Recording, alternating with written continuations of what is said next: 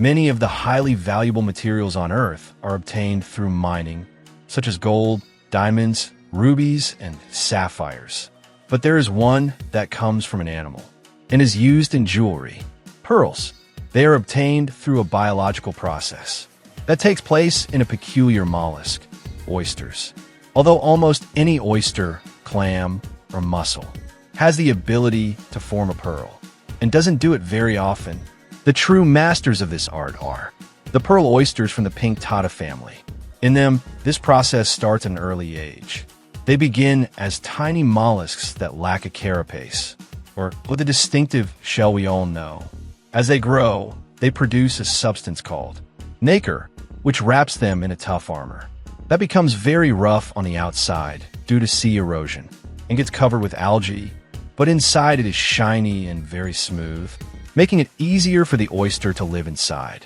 However, for a pearl to form, an extra ingredient is needed, one that only occurs during the larval stage: a foreign object. As the oyster grows, it forms its shell, while at the same time, the pearl coats the foreign object to prevent its soft body from becoming irritated inside the shell, giving rise to the unique pearl.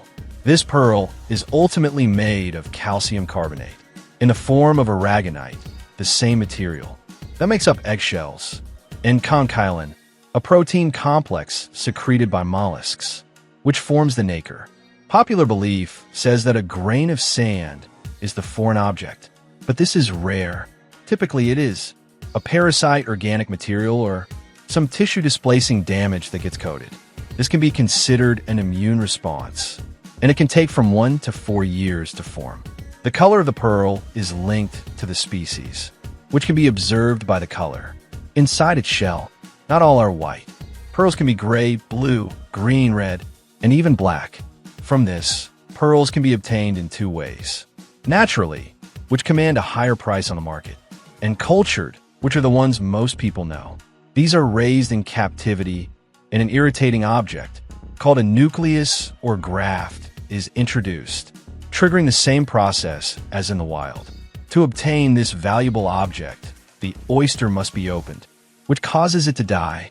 However, its average lifespan is tied to the pearl's time, because the older the oyster, the larger the pearl will be.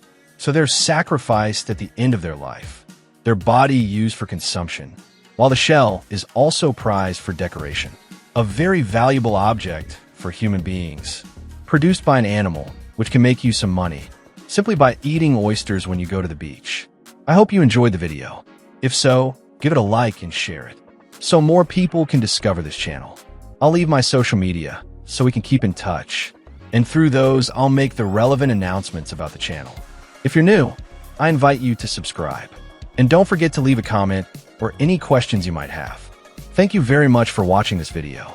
See you later. And here's a question for you. If pearls are produced by oysters, does that mean that pearl from the crystal gems was created by a mollusk and not on the homeworld planet? I'll leave that as homework.